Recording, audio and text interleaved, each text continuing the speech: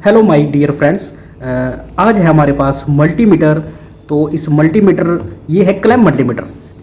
ये है, इससे हम जो है काफ़ी चीज़ें इलेक्ट्रिकल में सॉल्व कर सकते हैं इससे अपनी प्रॉब्लम।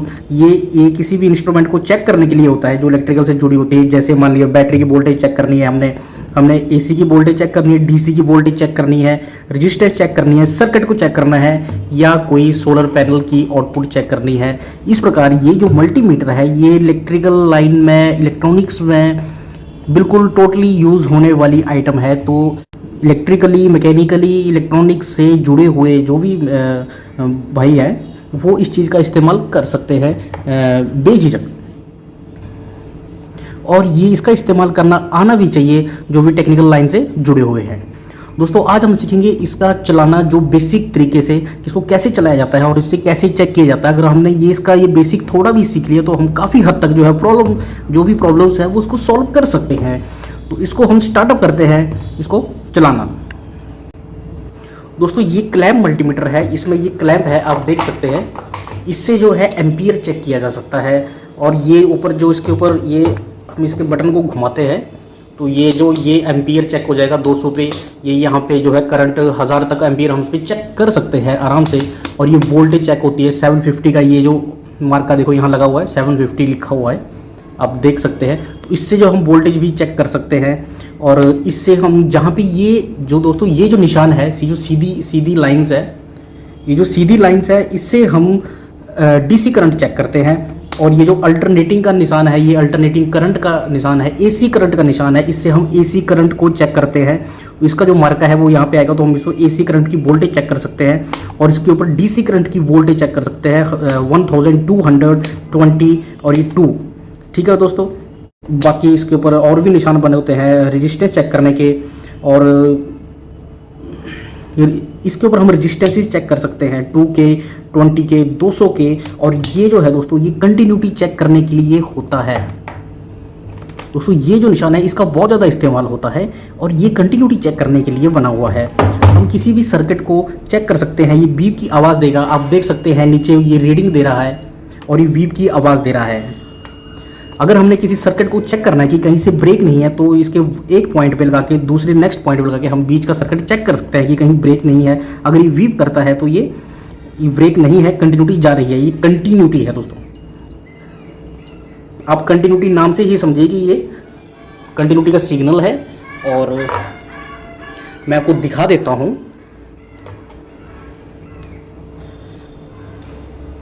मान लिया दोस्तों ये वायर है, अगर हमने इसको चेक करना है तो इसकी कहीं ये अंदर से ब्रेक तो नहीं है, तो हम इसको अगर वन एंड पे लगाते हैं, ये दूसरे एंड पे लगाते हैं, तो ये बीप की आवाज़ देगा, आप सुन सकते हैं। ठीक है दोस्तों, तो ये होता है सर्किट ब्रेक को हम चेक करते हैं कि सर्किट कहीं से ब्रेक तो नहीं है, कोई पीसीबी है अंदर से ब्रेक तो नहीं है, कोई लाइन ब्रेक तो नहीं है, तो हम इससे आसानी से चेक कर सकते हैं। तो इससे हम बहुत सी चीज़ें चेक करते हैं, मैं आपको दिखाऊंगा अभी। फर्स्ट ऑफ ऑल हम एसी वोल्टेज चेक करते हैं इस पे।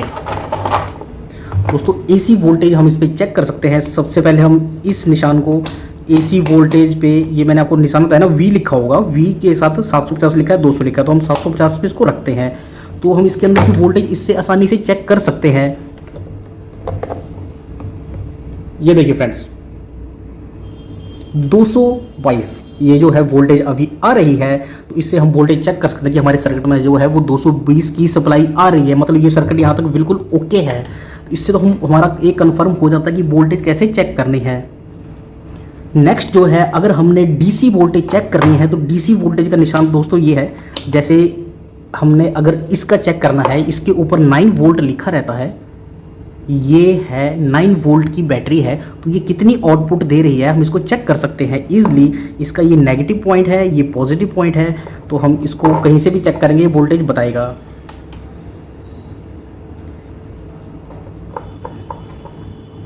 सॉरी दोस्तों थोड़ा दिख नहीं रहा है, इसको हम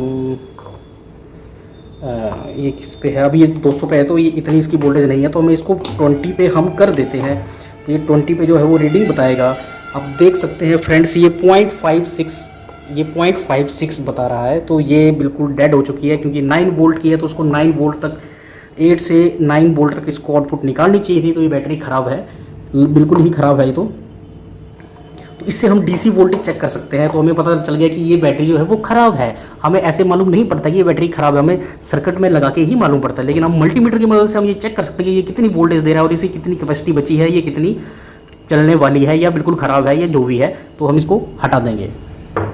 नेक्स्ट हम चेक करते हैं, हमारे पास ये सोलर पैनल जो डीसी आउटपुट निकालता है। जैसे इसके ऊपर सन की लाइट स्ट्राइक होती है तो ये डीसी आउटपुट निकालता है। तो ये लगभग 6 से 10 तक वोल्टेज डीसी वोल्टेज निकालता है। हम इसको चेक कर लेते हैं अभी कितनी निकाल रहा है।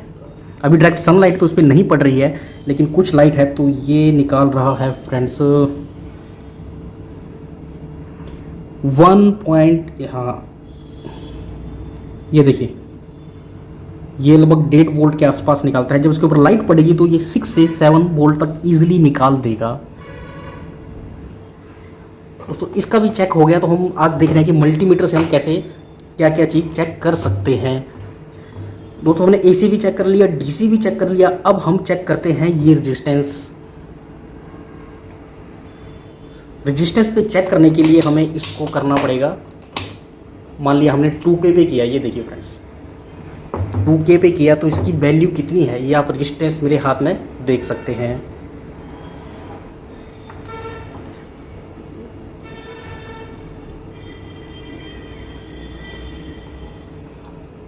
आप इसकी वैल्यू देखना दोस्तों,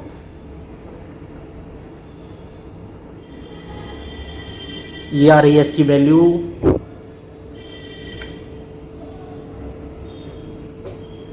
1K के आसपास की है।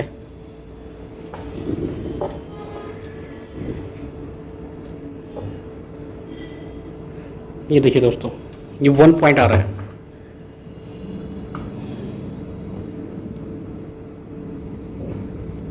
दोस्तों ये 1K की रेजिस्टेंस है, ये 1K की रेजिस्टेंस है। और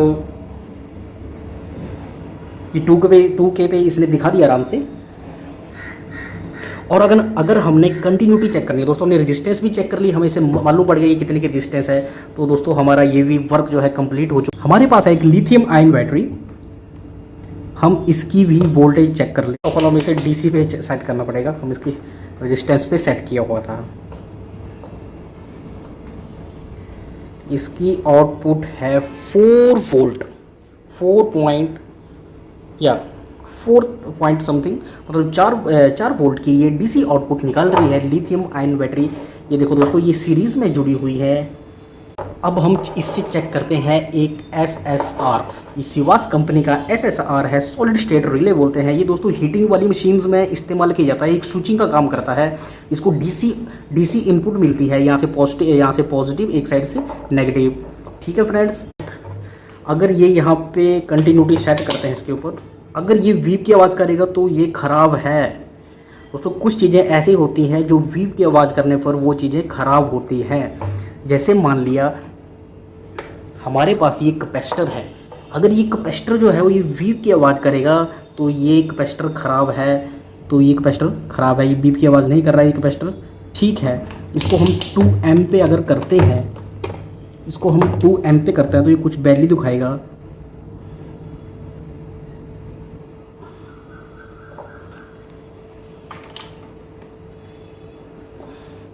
ये देखिए दोस्तों ये कैपेसिटर ठीक है, लेकिन अगर ये कंटिन्यूटी दिखा देगा तो ये कैपेसिटर ख़राब है। कुछ सर्किट्स, कुछ इंस्ट्रूमेंट ऐसे होते हैं जो बीप की आवाज़ करने पे वो ख़राब होते हैं, वो उनको बीप की आवाज़ नहीं करनी चाहिए। अगर ये SSR बीप की आवाज़ करेगा तो ये ख़राब है। ठीक है दोस्तों, ये बिल्कुल सही है क्योंकि ये शॉर्ट नहीं है, ये स्विचिंग का काम करता है, ये लाइन को जोड़ता है। ये अलग चीज़ है, ये आपको सॉलिड स्टेट रिले आप देख सकते हैं गूगल पे, आप इसके बारे में सर्च कर सकते हैं ये चीज़ क्या है। ये इंडस्ट्रीज़ में, ये मशीनों के अंदर यूज़ होता है, ये स्विचिंग का काम करता है, ये हीटर्स को या किसी भी सर्किट को ऑन ऑफ करने का काम करता है।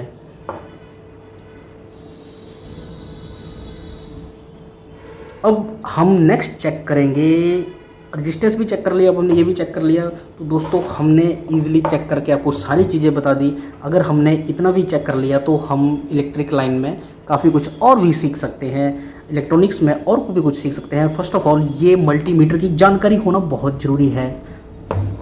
करंट भी चेक कर सकते हैं सिर्फ क्लैंप मल्टीमीटर से। दोस्तों ये क्लैंप मल्टीमीटर है, इसके अंदर वायर, सिंगल वायर को डाल के, कोई सर्किट जब चल रहा होता है तो हम इसको इसके अंदर वायर डाल के हम उसका करंट चेक कर सकते हैं ये कितना करंट ले रही है, इंस्ट्रूमेंट ये कितना करंट ले रहा है, चाहे वो प्रेस है, चाहे वो फ्रिज है, रेफ्रिजरेटर है, एसी है, या कोई मोटर है 10 HP की मोटर है, तो हम इससे करंट चेक कर सकते हैं ये कितना करंट उठा रहा है सर्किट।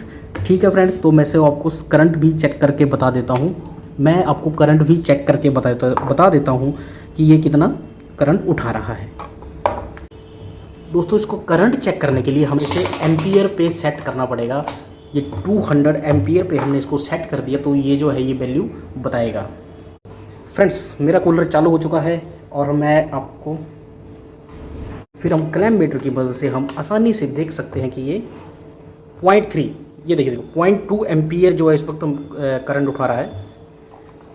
ये थोड़ा हिल रहा है, इसकी वजह से जो है वो, तो हम इसी प्रकार दोस्तों इसका जो करंट वगैरह है वो हम चेक करते हैं। देखो 0 हो गया, तो हम एक वायर को फंसा के, या 3 फेज़ हो, 3 फेज़ में से भी एक वायर को हम न्यूट्रल के ऊपर या किसी फेज़ के ऊपर हम चेक कर सकते हैं कि ये कितने ये एम्पियर उठा रहा है, कर सकते हैं। तो ये जानकारी आपको कैसी लगी, प्लीज़ अगर आपको वीडियो अच्छी लगी हो, कुछ भी सीखने को थोड़ा मिला हो, तो प्लीज़ वीडियो को लाइक कर देना और चैनल को सब्सक्राइब कर देना और सपोर्ट करना। आपको ऐसी ही टेक्निकल चीज़ें मिलती रहेंगी इस वीडियो में, कुछ क्रिएटिविटी एप्लीकेशन के साथ भी मिलती रहेगी। तो प्लीज़ वीडियो को लाइक करिए, सब्सक्राइब करिए और मिलते हैं नेक्स्ट वीडियो में। तब तक के लिए बाय।